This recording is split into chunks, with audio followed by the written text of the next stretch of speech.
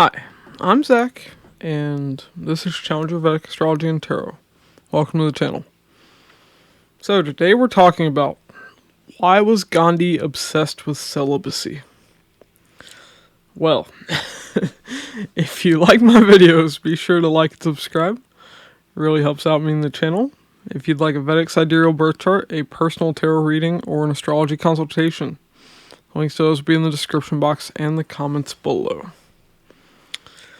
Okay, so we're talking about Gandhi, the man who basically started nonviolent protests. He's a fairly divisive figure. He was once racist. He was also sexist. Yeah. the man who started nonviolent protests wanted to bring freedom to his people. He was a flawed man. I'm going to get a lot of hate for this video probably, but I'm not afraid of speaking out. I tell it like it is, damn it. So, let's get into the birth chart of Mahatma Gandhi. Okay, so here we have the birth chart of Gandhi. Now, for the rest of this video, I will not be referring to him as Mahatma, because I don't believe that this man deserves to be called great soul. But we are going to get into why I believe that. So, this man was once racist, but his views towards black people did change, and he later helped black South Africans gain the right to vote. So I do acknowledge that his views did change, and I'm going to show why they changed. But we're going to look at other things too. So before we get into that, his ascendant is Libra. His moon is in Cancer. In the navamsa, he's a Taurus ascendant with moon in Revati in Pisces. So, right off the bat, what do we look for in the chart of all people who fight for freedom? Swati. His Mercury's in Swati. His speech would be about freedom. But he was a very divisive figure. How do we see that? Look at all of this Vishaka, the nakshatra of splits. There would be a lot of duality with Gandhi. Vishaka is the split. Torn between the material world and the spiritual world. Always of two different minds. His ascendant. His ascendant lord. His Mars. All in Vishaka. But some other things about Gandhi. He once served in the military as a medic. Now, how do we see that?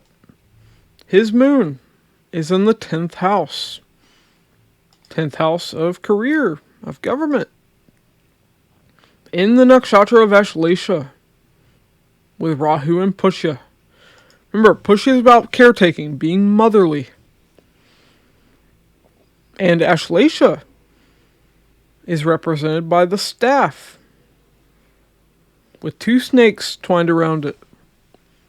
The symbol of hospitals. It is a nakshatra of healing. So we see he was a medic. Now, what we also see with this is he would manipulate a government. Ashlesha is manipulation. His destiny point was also Ashlesha, the Brigabindu point, the BP. So we see his destiny was to manipulate a government. In this case, for a good thing. He was manipulating them to get freedom for South Africans, getting them the right to vote. And when he went back to India, getting Indian independence. Now, this man started the nonviolent protest. That wasn't really a thing that was used in politics before. So we gotta look at why. Why did he start that? Well, we see his ascendant is Libra, the sign of society, the masses. His Mercury's in Swati. Remember, Swati is speech. Mercury is speech. Swati is freedom. So he would speak about freedom. In the navamsa, his Rahu is in the 6th house of service and fighting. In the nakshatra of Swati again, he would fight for freedom. Now, as for why he chose to do this peacefully, well, I'll be honest. In his chart, don't necessarily see why he would choose freedom, choose to fight for freedom in a nonviolent way. And Martin Luther King Jr.'s chart was very clear. He had Uttar Bhadrapada, a very peaceful nakshatra. In Gandhi's chart, all I can think is he has Moon in Revati in the 11th house of the masses. Revati is also a very peaceful nakshatra.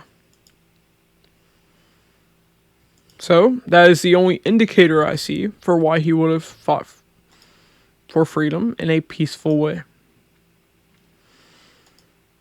But, let's talk about some other things with Gandhi's life. Let's talk about how his enemy was a foreign government. How he had to fight the government. In his birth chart, we see Sun is in the 12th house. In the sign of Virgo. So, 12th house is foreign people, foreign lands. Sun represents government. But it's in the sign of Virgo. Virgo is the sign of the enemy. So one thing you could see with a Libra ascendant person, they could view foreigners as an enemy simply because Virgo rules their 12th house. The enemy is foreign, different. He would fight the government. Asta is a nakshatra of fighting. Sun in Asta. He fought the British Empire. Now, in the Navamsa chart, the 10th Lord of government is in the 9th house, in Uttarashada. Uttarashada is a nakshatra of long-fought battle. It's a nakshatra of war, in the 9th house of beliefs. He would fight against them because of his beliefs. Now, how do we see his racist views would change? Well, we see this. Remember, 8th and 9th houses, like I talked about in Malcolm X's chart. Whenever the 8th and 9th house combine, you see a change of beliefs takes place. 8th house is change. 9th house is beliefs. So, the 8th Lord is Venus. The 9th Lord is Mercury. Both of them are conjunct in his ascendant. In the birth chart, meaning this would take place earlier in his life rather than later. In Malcolm X's chart, this took place in the Navamsa chart, so it was later in his life that he became this way. But we do see Gandhi's views would change, at least when it came to racism. Sexism, that didn't really change, but let's continue on. So, Now let's talk about his obsession with celibacy. And this is directly tied into his sexist views. So, I'm going to tell you all a very disturbing fact about Gandhi. He conducted an experiment where he had his grandniece lie next to him in bed naked, so he could test his ability to control his sexual urges. Yeah. Needless to say, that is the actions of a pedophile. That is sexual abuse. Even if he didn't actually molest her. Now, why do we see that he would have this... Why would he take these actions? That's what I mean to say. Well, his Saturn is in Jyeshta. Remember, Saturn's a person's heaviest karma. Jyeshta is an overly sexual nakshatra. So, his heavy karma was tied to Jyeshta. Tied to being sexual.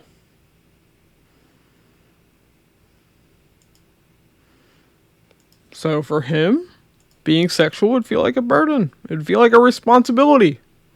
Because of Saturn there. He believed that women should be celibate. Except when they were having children.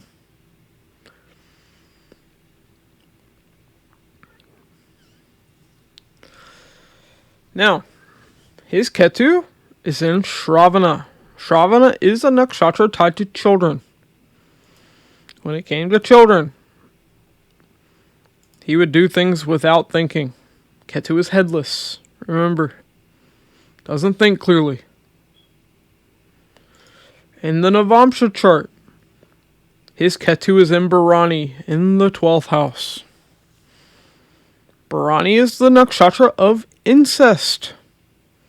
It is a very sexual nakshatra, but it is also a nakshatra very strongly tied to celibacy. In the 12th house of spirituality. So he would be headless when it came to incest, when it came to being overly sexual, when it came to being celibate. And Ketu is a very spiritual planet. It is the most spiritual planet. All Ketu wants is to leave this world. To obtain moksha. So, in the 12th house, from Gandhi's point of view, being celibate would be the height of being spiritual.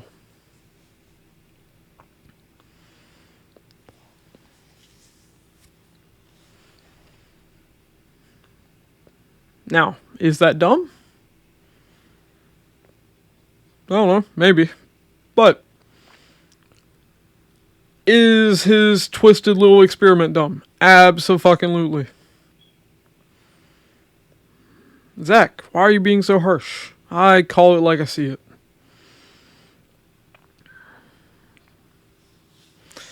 But yeah, so this is why Gandhi was obsessed with being celibate. He felt his sexuality was a burden. So he was trying to overcome it. In the most twisted of ways. So, was Gandhi a great man? A great soul? In my opinion, no. Did he do some great things? Yes. He was a very flawed man who did some terrible things, but also did some good things. That's the reality. But yeah, I'm sure I've pissed off a lot of people. I know I have a lot of Indian viewers, but I'm honest. Alright.